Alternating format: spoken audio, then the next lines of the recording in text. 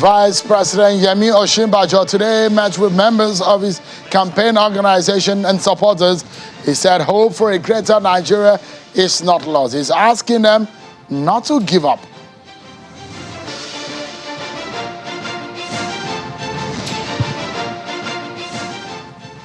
And task before Bola Tinubu and the APC are daunting. But how will they maneuver the difficult time? We do a post-mortem of the presidential primary tonight on the program.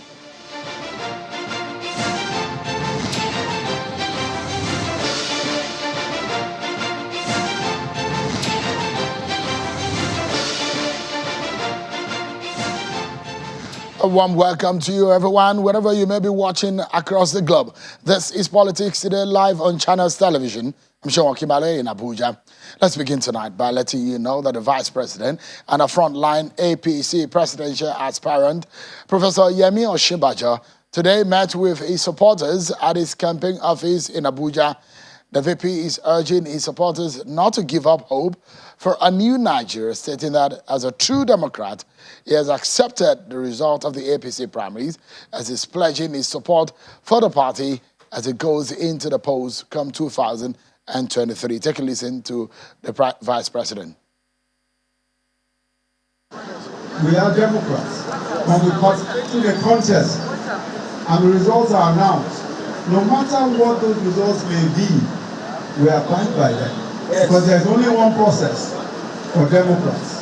There's only one process. Whether that process is good or bad, there's only one process. And we have gone through that process.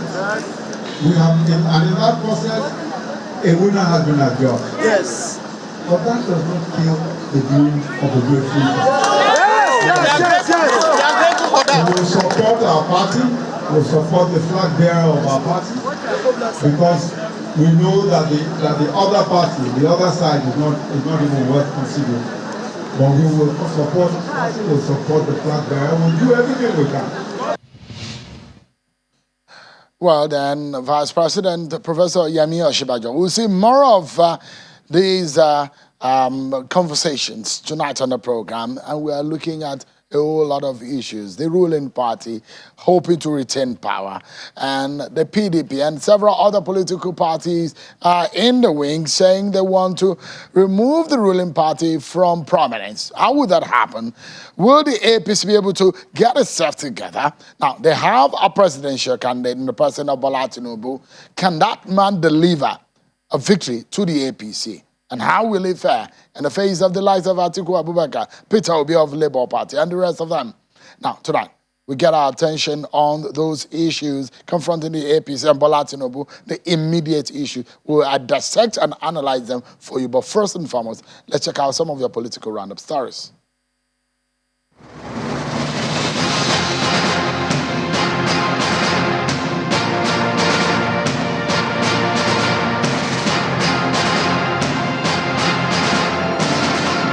The Rivers State Governor, Nyesom Wike, says the state has filed criminal charges against former Governor Rotimi Amechi over the alleged misuse of $50 million from the sales of state assets. He also says the State Attorney General should write a strong protest letter to the EFCC chairman that the state will no longer accept the alleged harassment of the State Accountant General, who is also the governorship candidate of the PDP in Rivers State. Otherwise, the state will charge the commission for contempt.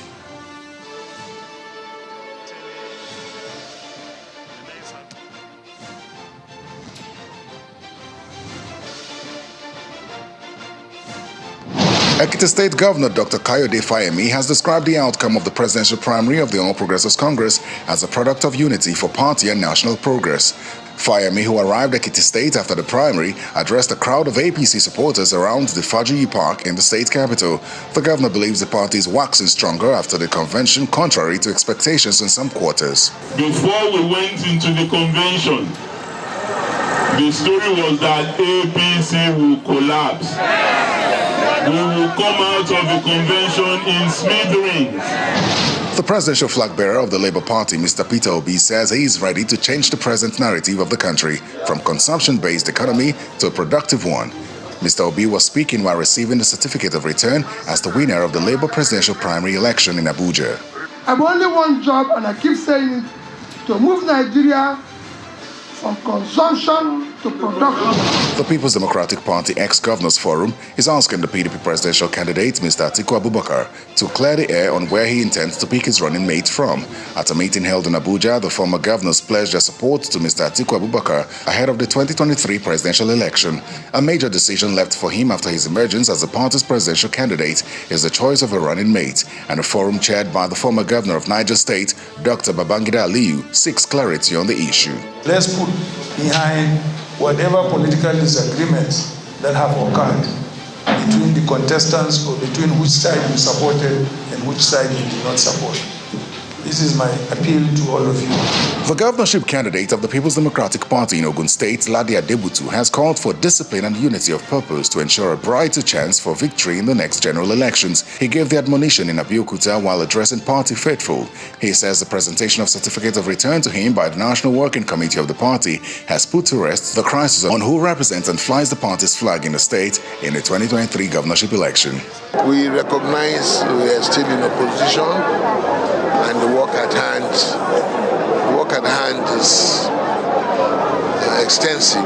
The Kuka Center in Abuja has identified the unwillingness of politicians to accept criticism, as well as misuse of the internet to spread fake news, as the biggest threat to democracy in Nigeria. Executive Director of the Kuka Center, Mr. Atta Barakindo, stated this at a conference that focuses on the civic space engagement in the Nigerian project, which held in Abuja. Constructive criticism is one of the unseen ingredients of democracy. Democracy is not a dictatorial rule of the military. So democracy must be open to differences. And the new Nigeria People's Party, NNPP, has released the names of its presidential and governorship candidates for the 2023 general election. In a statement signed by the party's National Publicity Secretary, Mr. Agbo Major, the party confirms Senator Rabiu Kwankwaso as the presidential flag bearer. Kogi State Governor Yahaya Bello has donated his campaign office to the presidential flag bearer of the All Progressives Congress, Asiwaju Tinubu, in the company of former APC chairman Adams Oshomole, and some APC governors had paid a visit to Governor Yahaya Bello in Abuja.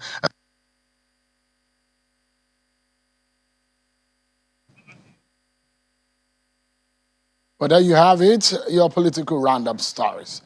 Let's tell you that the presidential candidate of the All Progressives Congress is making consultations and doing some fence mending after a very intense and competitive presidential primary, which may have left the ruling party in some bruised state. With the president, Muhammadu Buhari, and the candidate paid a visit to a surprise visit to the vice president, Professor Yemi Osibajo. After those meetings, take a listen to what Bola Tinubu said after his visit to President Muhammadu Buhari.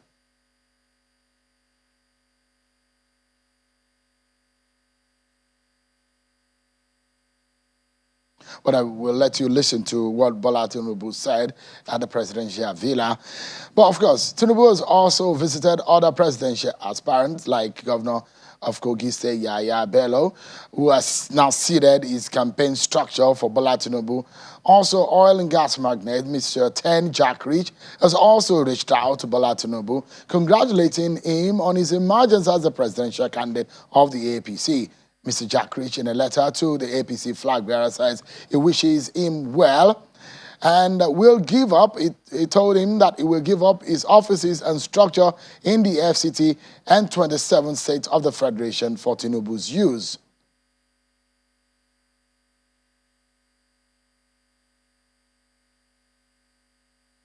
Well then, there are a series of permutations going on, especially on the choice of a running mate for Bola Tinubu.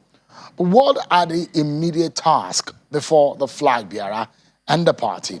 Let's get a look at some of the burden that he needs to bear himself and his political party, because now the NWC, the leadership of the APC, said they will be behind him and thrown the weight behind him. And these are some of the tasks, immediate tasks before him. One of which includes the choice of a running mate, a religious balancing of the running mate, fence mending, and internal party healing, compensation and recompensation, party cohesion, and assigning role, aside that Tinubu will have to consider some factors that will determine who he picks as his running mate. I guess we can listen to Bola Tinubu after his meeting with the president. He promised the entire country and the world that he will build a legacy of transparency and consistency, legacy of level playing ground for all the candidates.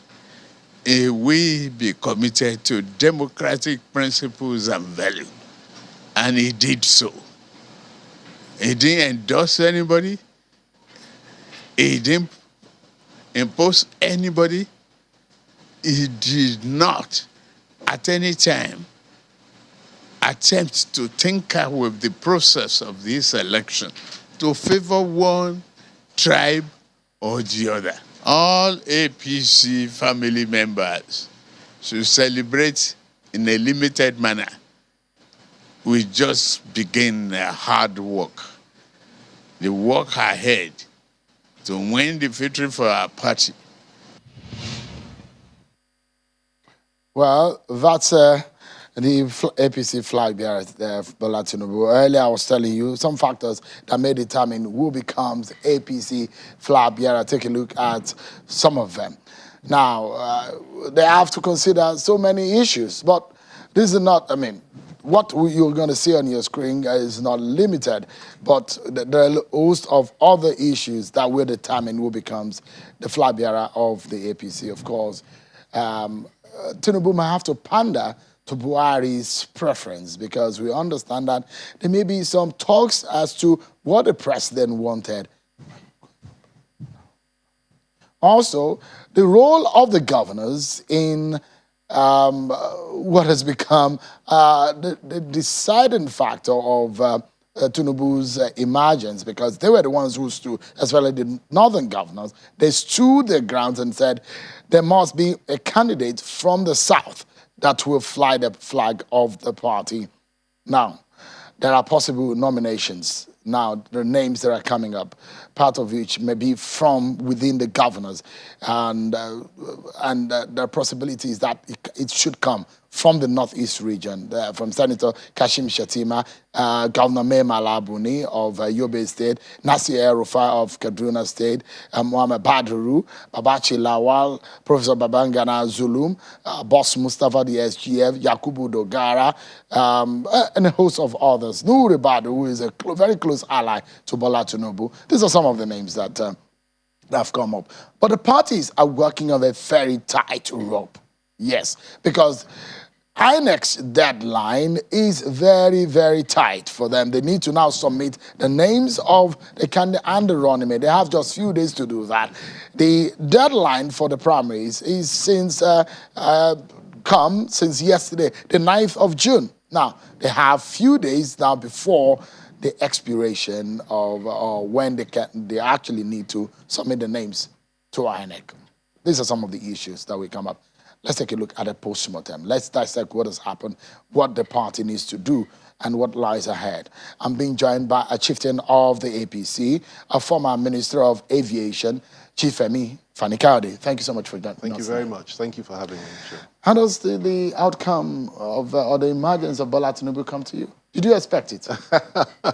Well, it was a resounding victory for our presidential flag bearer. And it was a very, very keen contest. And of course, anybody that would be surprised by the outcome clearly would not have been following Bola Tinubu's history and the way in which he plays his politics. He was very effective. He did very, very well. He dotted all the I's, crossed all the T's, reached out to as many people as possible.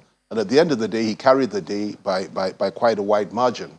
And it didn't surprise me, but at the same time, I feel that the others also did as best as they could. It was a keen fight, but the best man eventually won, and we're all behind Asiwaju Bola Tinubu now. You were not a supporter of Tinubu in the race, but you don't have a choice now because now he's emerged as a party's flag bearer. Did you see him winning? Well, the point is that everybody had a preference, but I had immense respect for every single person that ran in that race. Every single one of them, I felt could do a good job for Nigeria. In his own case, I felt that given his experience and given the fact that he's been in this game for so long, he will do a good job for us as a flag bearer, and I believe he will win. I mean, he's tenacious and he's strong, he's focused, and he knows how to play the game. And I believe that he will provide a very effective response to the challenge of Vice President Atiku Abubakar. And I believe that he's going to do very, very well indeed. We will do very well. And of course, we will all be behind him, shoulder to shoulder, stand firm, stand strong against the enemy in the field, and we will win the battle in the end, by God's grace. Well, would I say lucky, or you being across the sides of the divide? 4 years ago, you were on the other side. Yeah, was it 4 years ago, 2019? No, not really. Well, just about 2 years ago or so. Yeah, you were on the other side. You supported Atiku Abubakar. 2019. 2019, you did. Yes. Now, you're now on this side. It's interesting how fate plays out in all of these things. Now, did you ever see yourself now working against an Atiku Abubakar? Because you will be working against him. We will be working against him in a very decisive and forceful way. And I have absolutely no regrets about that. If you look back in 2019, I wasn't really involved in his campaign at the presidential level. I didn't get involved in the campaign itself. It was in 2015 that I was involved in the campaign for President Jonathan, if you remember. But this time round, we're on opposite sides to the PDP, and I'm on the opposite side to Vice President Atiku. And I'm supporting President-to-be, Bola Tinubu, and we're going to win. And you know, believe me, it'll be a very tough fight. Atiku cannot be underestimated. Those that say it'll be a walkover, I always look at them and say, look, obviously you don't know politics, you don't know Atiku. He's a formidable candidate, a very strong man, a very focused man, an experienced man, and you need to respect that. And he has an excellent team of people around him. But I believe with the nature, the tenacious nature of Asiwaju, with the people around him, and with the party, the governors, the president, and everybody else behind him, in unity, in strength, and in power, I believe that we'll be able to defeat him. It won't be easy. It'll be a tough fight, but I believe we'll prevail in the end. Your former principal in cabinet. Vice president yes, well, I was in cabinet. As minister. My principal was the president of the Federal Republic, President Olusegun Obasanjo, and of course he was also my boss. Yeah. Vice President Atiku was a very key member of that administration. I'm proud to have served in that administration, and I believe strongly that Vice President Atiku at that time did a lot of good things. That government did a lot of good things. But times have changed now. This is 2023, not 2005 or 2006. It's a new ball game, new players on the You don't think he has field. the capacity to rule this country? Who? Atiku Abubakar. I don't think he ought to rule this country at this point in time. Why I think not? that somebody else has come in who is infinitely better. I think the party that he's leading is a party that is not what it used to be. I think it's a party that has a lot of internal contradictions, which we will address at the time of the election itself. And I believe that he's a candidate that really his time has passed. I believe that Bola Tinubu, who has done so well at the state level in Lagos, in the Southwest, and has supported and lifted up so many people to the federal level, like the vice president that we have today, and so many other leaders, is going to do a much better job and will be in a position to do a much better job. More importantly, I believe that he will enhance national unity far more than Atiku Abubakar. Is Tinubu a match for Atiku? Tinubu is the question should be put the other way around. Is Atiku a match for Tinubu? Tinubu is a forceful fighter. I mean, we've been on opposite sides before. Tinubu will be fighting at the center, perhaps for the first time himself. Sure. But he's put so many people up there over the years. But fighting yourself, and being he's in the coming out battlefield by yourself, sure. and being a general from behind or from home is different.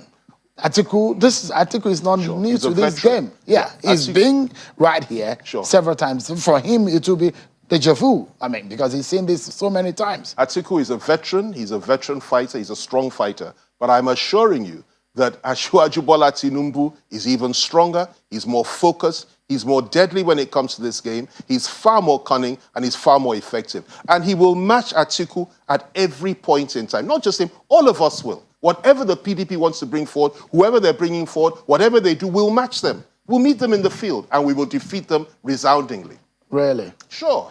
And the figures from 2019 If are you looking into that? This Muhammad Buhari will not for the first time be on the ballot. Sure. And APC, like an orphan, will be left without the man with 10 million votes or 8 million votes. Luckily, that man is still very much alive and will be alive at the time. He'll be campaigning vigorously in his base and throughout northern Nigeria, throughout the country, for Asiwaju. Not only that, that man has lieutenants who are governors and party leaders all over the north, in Kanu, in Kaduna, in Yobe, in Kogi State, all over the north and in the south, that will follow him into battle any day, any time. And that man has endorsed Asiwaju Tinubu, who has a solid base in the southwest, a base that cannot be penetrated, a base that cannot be questioned, and he will have next to 16 million votes behind him of the people of the southwest who want power to come down to the southwest. That is what Atiku has to face this time around. That is what the PDP has to challenge, and they are not going to be able to match it, I assure you. Let's look at, I like us to dissect a few issues here. Sure. And one of those issues are those immediate tasks before Bola Tinubu. They're daunting. They're not going to be easy. Yeah. If you put up that illustration one more time. So these are some of the tasks before him. The choice of a running mate. From the permutations and what we are hearing, we understand that as it is right now, there are talks that Bola Tinubu might pander to the president's wishes on this. I might give him a chance of first refusal or allow the president to give him a choice which he may leave for. What's your take on that stand? Well, first of all, I am not aware of this, but if that's the truth, I really don't understand what's wrong with that. I mean, the president is the leader of the party. He's the president of the Federal Republic. He allowed a free and fair election. He didn't interfere in the primaries at all. It makes perfect sense to me, for him to consult with the president, for the president, and for the president, if he so chooses, to communicate his own views and his own choices to the president, to our candidate. That makes perfect sense to me. I'm sure that other people will also do the same thing. But ultimately, the decision as to who the running mate will be for one man alone. That is our candidate, Tinubu himself, together with the leaders of the party. And I have no doubt that they will come... I'm not sure that's going to be straightforward. Well... Because from the understanding that we're getting is the fact that, well, apart from the fact that Tinubu will respect Muhammadu Buhari very much, he also is thinking and is talking to the governors who made a lot of effort, especially the northern governors. You saw the role they played. They stood their grounds and said, look, this ticket is not going to the north. It must go to the south. And we understand that is the governor's role will make him go to the governors and also asking them to give him a list. Well, listen, let me tell you this. I'm actually fully aware of all that's going on in this matter.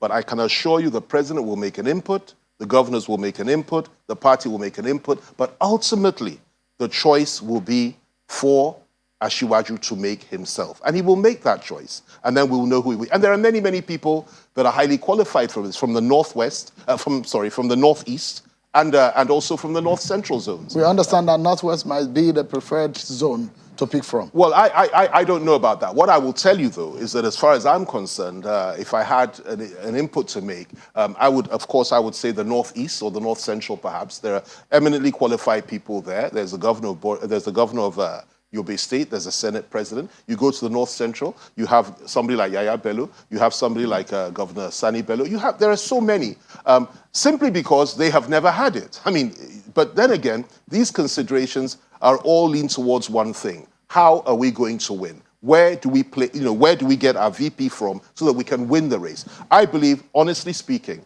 the Northeast really has a legitimate claim. The North Central has a legitimate claim. But ultimately, the decision will be for Asiwaju. And wherever he goes, whether Northwest, Northeast, or North Central, we shall win. We shall give it a good fight, and we shall win this election by God's grace. Now, there are also the thinking, and I'd like to get your view, whether Nigeria of today can accommodate that kind of thinking. Is the religious balancing of the running mate.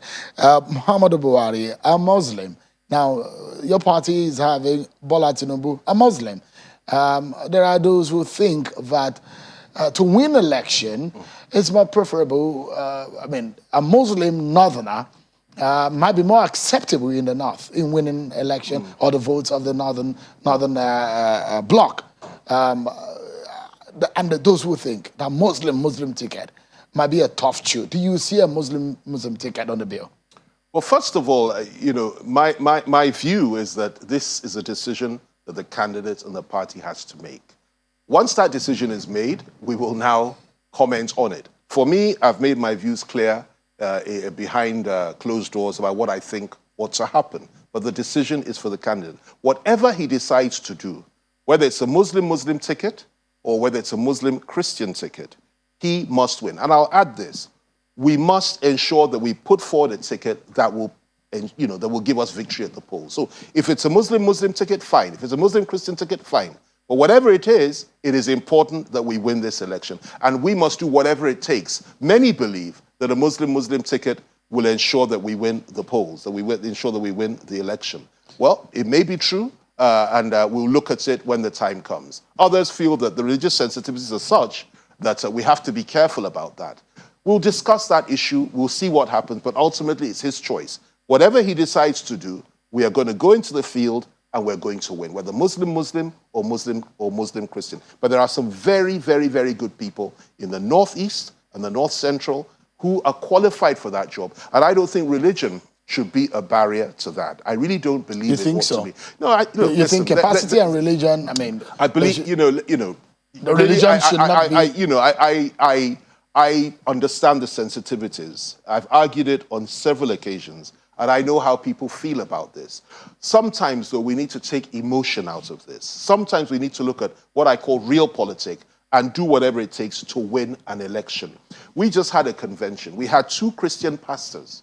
One, the vice president, who is a pastor, and Pastor Tunde Bakare, who are running in those primaries. And neither of them won the election. Meanwhile, you had almost about 1,000 Christians that were voting. Nobody voted along religious lines in the primaries of our party. So when it comes to the general election, yes, it's a much more pronounced issue. When you look at what's happened over the last few years, there are religious sensitivities. People are very sensitive about faith, matters of faith. But there are ways of balancing. For example, let me give you an example. If you have a president, a Muslim vice president, you can also say perhaps you could have a Christian Senate president, a Christian Speaker of the House, and a Christian SGF. I'm not advocating that. I'm simply saying that is a possibility. I'm not saying I support that. I'm simply saying it's something that we could consider. No, because if that is the knowing your own stance, and you have a very strong stance on the issue of faith, and how one faith should not override the other. You've expressed these views severally. On several occasions. Yeah, and for those who believe that, well, if there are considerations that, well, it's looking so much that we have very strong Muslim contestants or candidates in the race from across the political parties. APC, a Muslim. PDP, a Muslim. Now, the question is, we are in a heterogeneous society. We are in a multiple religious society. So the concentration of religion also needs to come into the picture. Now, the conversation and the debate, whether that should take a back seat, because maybe that's how your party feels at the time, or because of political expediency. Absolutely. Do you think that offends some people? But definitely, many will feel upset by that. But it's for those of us in the party to try to explain that, sometimes, not sometimes, oftentimes, you must do what is expedient in order to win. Now, let me say this. Let me be very clear about this. I have not endorsed a Muslim ticket. I'm simply exploring the possibilities, and I'm simply saying that these are the possibilities. I'm also saying that if that is the choice that is ultimately made, it is a choice that we will defend, and we will explain to the Nigerian people, and that there are other ways of balancing the ticket, as it were. As you quite rightly said, I've, for many, many years, I've defended the interests of people of my faith in this country, in the politics of this country. And I'm not about to throw it out of the window today for any reason whatsoever. No, not even for a victory at the presidential level. There are over 50 million Christians in this country, well over, who ought to be represented, who ought to feel comfortable, and who ought to believe that they have a role to play. What I'm saying, though, is that insisting on having a vice president Christian vice president may not be what is absolutely necessary to make Christians feel comfortable. There are other ways of ensuring that we have strong Christian representation, and we have, we allay the fears of Christians, and we support Christians in this country. There are many ways of doing that. That is all I'm saying, and we need to look at this. And I'm sure when this decision is made, whatever decision they arrive at, we will now try to explain it. I've made my own inputs at the relevant quarters on this issue, but whatever it is they decide, we will explain it, we will defend it, and we'll go to the field with it, and we will win. Just in a few days that your party must do it. It's not a matter of... Sure, it's just a few days. Yeah, sure. So you have to do that. But let's take a breather. And when we come back, hoping that Governor Nasir El-Rufai might be able to join us. He was one of those who stood their guns that a Southerner must be the candidate of the APC. We might be getting his view right here as much as we can, able to connect with him. We'll take a break, everyone, and we're looking at the postmortem of the APC presidential primary and the task before the before the flag bearer and the ruling party. Stay with us, everyone. We'll be right back.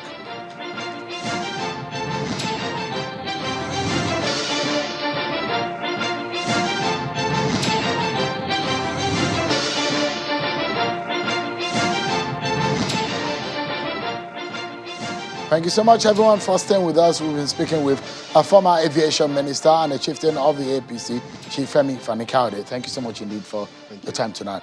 But I understand that Governor Nasir El-Rufai has since joined us. We've been trying to connect with him. I guess now that we have this connection. Thank you so much, Your Excellency, and it's a pleasure having you on the program tonight. Let's get straight to it. You and your colleagues were very vehement and very firm about your choice or where you prefer the candidate of your party to come from. Why was that insistence from your colleagues and yourself? Well, our insistence is really based on principle. We believe that after 8 years of Buhari's leadership, it is only fair, just, and reasonable for the APC to zone the presidency to the south of Nigeria. There was no thing in the APC constitution that says we must zone. There is no written agreement, but there is an understanding right from the formation of APC in 2013 that Buhari would be supported to be the presidential candidate. Of course, others came to contest against him, but they lost because the consensus was largely in favor of Buhari. And there was that understanding that after 8 years of Buhari's leadership, the presidency should move to the south. Some of us were therefore terrified when we noticed that not only one or two people that were not considered serious contenders coming to say they want to contest, because even in 1999, Abubakar Rimi contested against Obasanjo and Ekweme when the North had a very clear understanding that no one from the North should contest. So there is always the one or two odd people that will go against the broad understanding. But when we began to see moves, including some governors and Senate president and others being invited to buy forms and so on, we got really worried because we believe that there is a basic principle. That principle is centered around the APC's motto of justice and fairness. And we thought we had to stand up for that because those are the values of our party. Those are the values of President Buhari. And those are the values of us as northern political leaders. We keep our words. We don't go against our words, whether the words are written or just a handshake and agreement. You should take it to the bank. That's how our grandparents were. That's how our parents were. And we are not going to be different. We are not going to squander 100 years of goodwill of people trusting the words of a northern politician because a few people are selfish. And we had to come out, unanimously. 12 out of 14 governors came out and said, no, Mr. President, we insist that the presidency should go south, and the president supported our position. It has always been his position anyway. Can you give us the true, the details of what really happened? Because you said when you saw that people were obtaining forms, other than the perceived or the understanding of the southern candidacy of your party, you got worried. But what really happened? Was it that people were promised ticket, or what exactly was the true state of things? Because a lot of Nigerians, now you have a candidate, I mean, it's a good time to now speak about it because the event is over. What were the real situation? Look, right from the beginning of this process, Governor Habel of Kogi made it clear that he was going to run, okay? But, you know, we didn't take that seriously because he's second-term governor. He's taking no risk at all. He's still governor till 2024, so maybe he's just gambling, so we didn't take it seriously. But when some governors, like my humble self, Governor Zolum of Borno, Badaru, and a few other governors were approached to buy forms and join the race on the assumption that if PDP zones the presidency to northern Nigeria, or if they pick either Senator Bukola Saraki, Tambuwal, or Atiku Abubakar, there is a need for APC to reconsider its position. We got worried because what PDP does has nothing to do with what APC does. We are the governing party, and a northerner has been president for 7 years, going to 8 by the grace of God. And the fact that PDP has picked a northerner does not mean we should deviate from our principle. It's a principled position which does not change because of intervening events. So a few of us started talking. I was approached to pick up the form. I declined because I have had the view more for the past 2 to 3 years that the next president of Nigeria should be from southern Nigeria. I wished the PDP also took that message and ensured that a southerner emerged. It would not be talking about this, but they played this political game, and you know, we shouldn't respond to it. We should show to our colleagues in the south that we keep our words, and we started discussing and said, look, we have to do something. Badr had already picked up a form because he was pushed and pushed, but I said I wasn't going to do so, and Zulum made it very clear that he would rather be second-term governor of Borno State than pick any form. Ali Modi Sharif was also approached. He declined. So there are many of us that felt, you know, this is not right. We shouldn't do this. Now, when we saw that, you know, the whole idea was gaining momentum, particularly after the PDP primaries, we began to discuss amongst ourselves, a few governors in the beginning, and then we reached out to all the other governors and pointed out the danger of, you know, doing away with a principle just because of some intervening event in another political party. And we felt that we had to take a position, and we did. And we took that position. We sent a delegation to inform Mr. President of our position. But before they saw Mr. President, the document that we signed and our communique leaked. So they came back disappointed and didn't want to see the president because they felt embarrassed that there was a leakage. But a couple of days later, we saw the president and we explained the circumstances of the leakage. We apologized for the leakage, but this is the day of social media. Anything can happen. And the president was not only pleased about the leakage, but he told us that he had anointed no one. This was the time that the chairman of the party was informing the National Working Committee that someone from the north, the Senate president, had been anointed.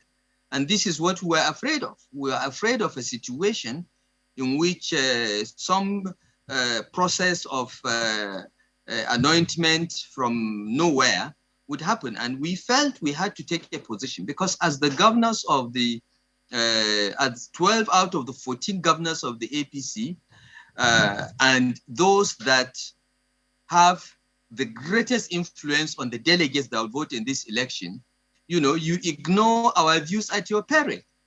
And, we felt that if we took that position and said, look, this is our position, considered position as Northern governors, and 12 out of 14 governors subscribed to this. The only 2 governors that did not subscribe to this were Governor Herbelo, who was contesting, and Governor Malabuni, who was supporting the Senate president.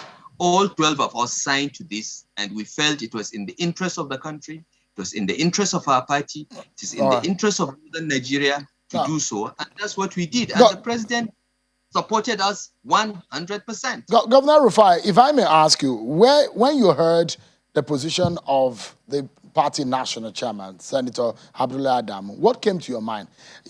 I know you and your colleague governors went to meet him. Where did that emanate from? Did the president actually mention Senator Ahmed Lawan?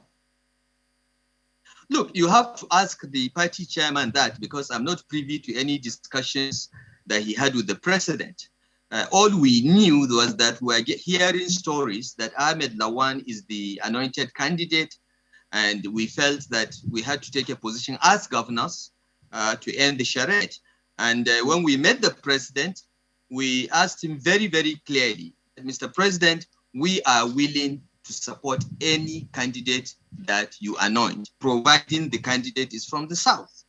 And the president told us in that meeting, which was followed up by a press statement by his spokesman, my Barewa senior Garba Shehu, that I have anointed no one. That statement went viral, and it reinforced the position of the 12 northern governors that the presidency should come from the South. What the president told us in that meeting is, go and meet with the party, give me 5 names, I will look at them, I will consider anointing one of them.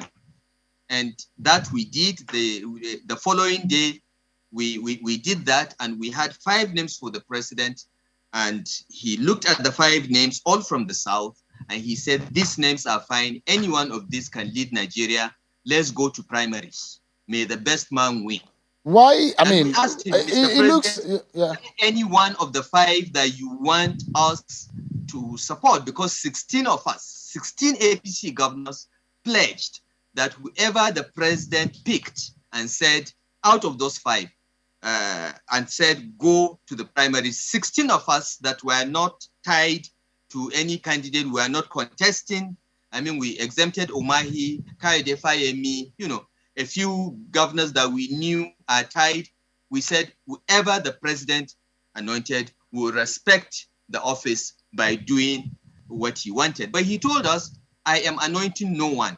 Go to primaries and vote for any one of these 5. Any one of these. Governor Rufai, where did things change?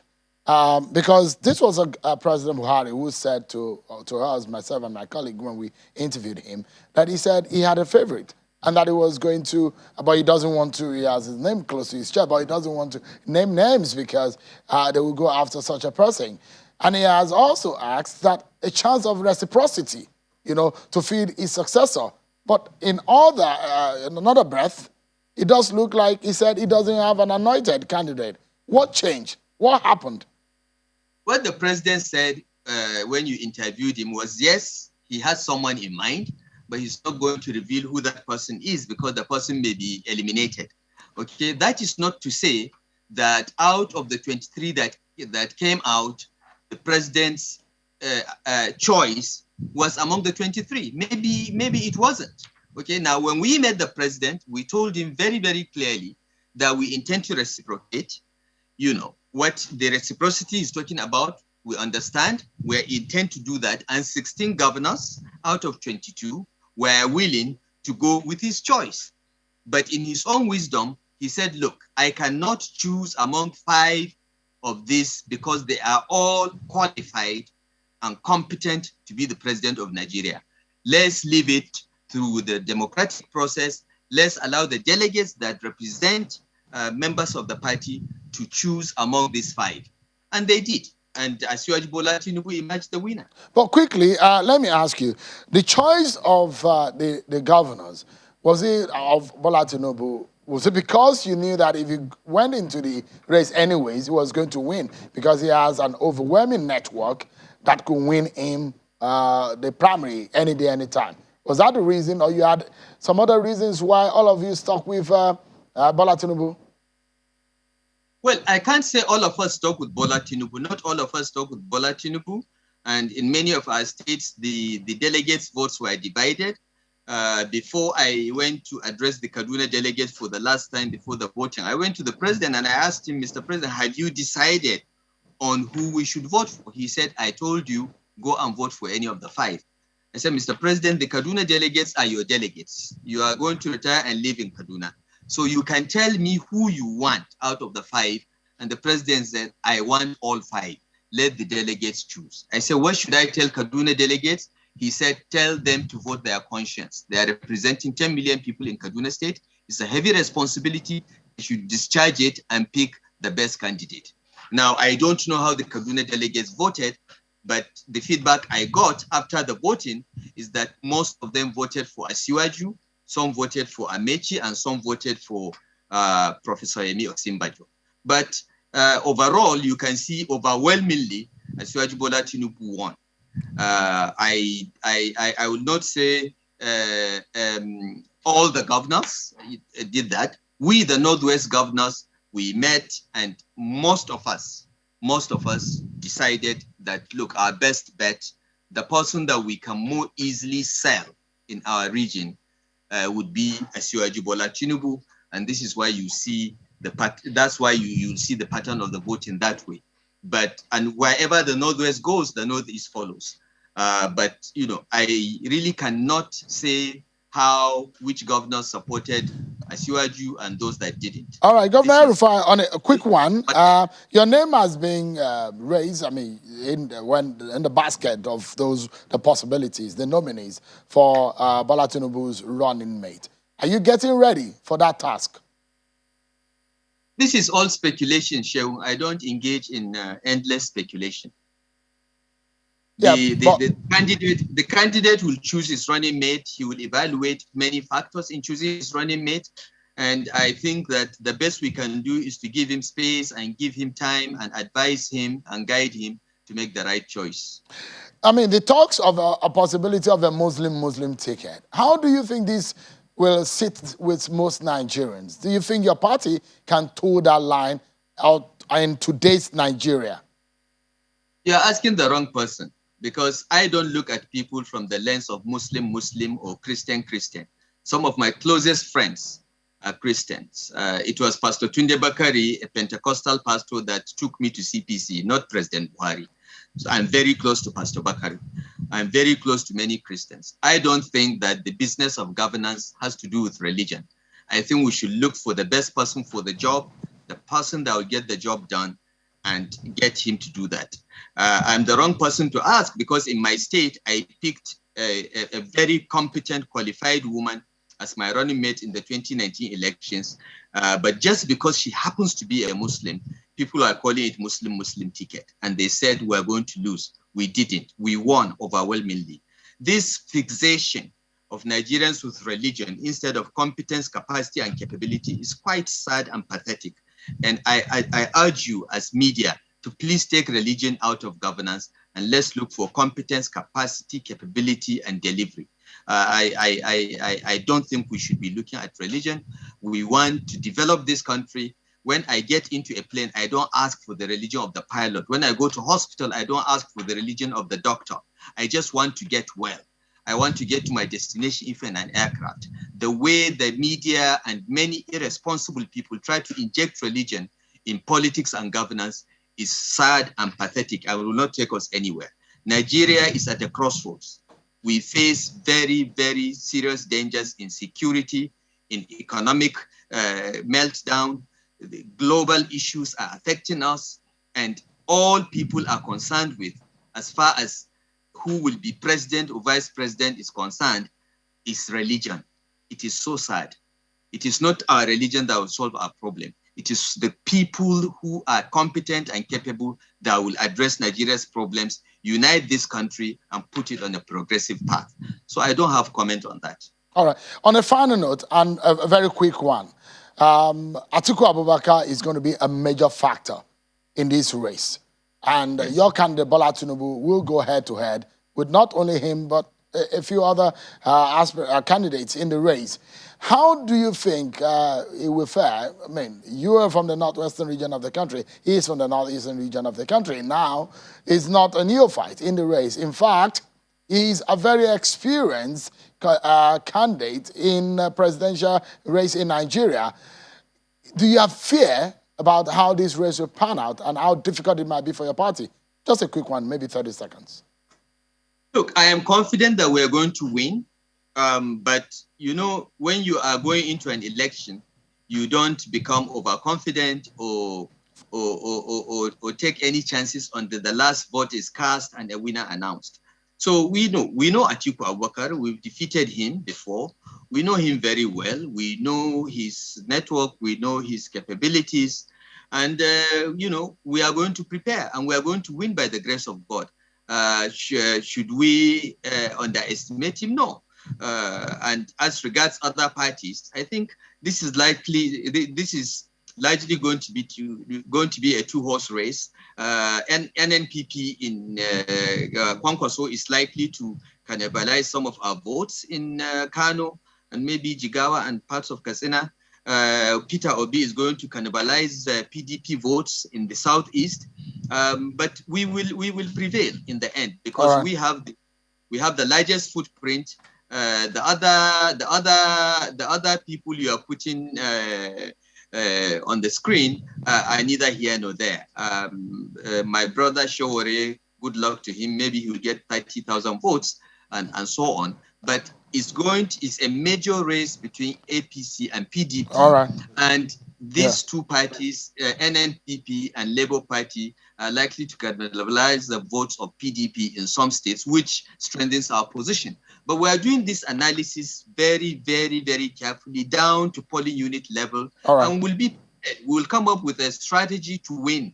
And by the grace of God, we are going to win. Thank you so much. Bola is an old war horse. He has fought us in opposition when I was minister in Obasanjo's government. We know him. He's formidable. He is courageous. He fights to the end. And I'm confident that by the time he picks his running mate, it will be clear who is going to win this election. Governor Rufai, I must sincerely thank you for your thought. Thank you so much indeed for coming on to our program tonight. Thank you so much indeed, Governor Nasir Rufai. Thank you for having me. Let me get the closing thoughts of Chief Yemi Fani-Kayode on this one. You heard what the analysis of Governor Rufai there. What came out to you and perhaps your final thoughts on some of these issues? Well, first of all, let me say that I have immense respect for Governor Rufai. We've worked together in the past and we were very close when we were in cabinet. And I acknowledge the role he has played in the affairs of when he was in PDP and in the APC as a governor now, and he's done exceptionally well. I also believe that the northern governors that took a position over the convention did so for their own reasons or whatever. But I have to say this, that Governor Yaya Bello and Senator Ahmed Lawan did not in any way betray anybody or do the wrong thing by simply making themselves available to run for this election. And neither did Governor Maimala Buni make a mistake or do anything wrong in supporting the people or the person that he wanted to support. They exercised their right to run. Some people voted for them. They didn't win the day, and that's the end of it. And I think we need to come together now. Rather than to make some people look like demons and some people look like angels, I think we need to come together now. We commend the northern governors for doing what they did, but people did have the right to run. They ran a good race. Yaya Bello is a brilliant, strong, focused young man. And the Senate president also has immense attributes, and we need to carry them all along. On a final note on the issue of Muslim ticket, I think it would be a very big mistake to dismiss this as you know, to suggest that a Muslim ticket should not be an issue for anybody. It is an issue. And we will have to explain it and defend it to the wider population of the Nigerian people if we choose to go that way. Now, I'm not saying I'm against it. If that's what the candidate wants, we will stand by him and we will defend it. However, we will need to defend it. We can't just say religion has no place in the politics of the day. It certainly does, especially where 50 Christians were slaughtered in a church in Owo the other day. In southern Kaduna the other day, a number of 34 Christians were slaughtered, and for the last how many years, Christians are being slaughtered, and Muslims too, all over this country. We have an Islamist revolt, that is to say, ISWAP on the one hand, Boko Haram on the other, and you have so many, herdsmen killing all over the country. And these people happen to be, they're not real Muslims, or they're pretending to be Muslims, because real Muslims don't do that kind of thing. This is a factor we cannot run away from. Right. But if that's the decision the candidate takes, we will defend it, we will support it, but let's just hope he reasons it out carefully and he chooses the right candidate to run with him. Chieftain Fani Kayode, thank you so much indeed for coming. Thank you very much. But that's our show for today, everyone. Many thanks for watching. I'm Sean Wakimale. Bye for now.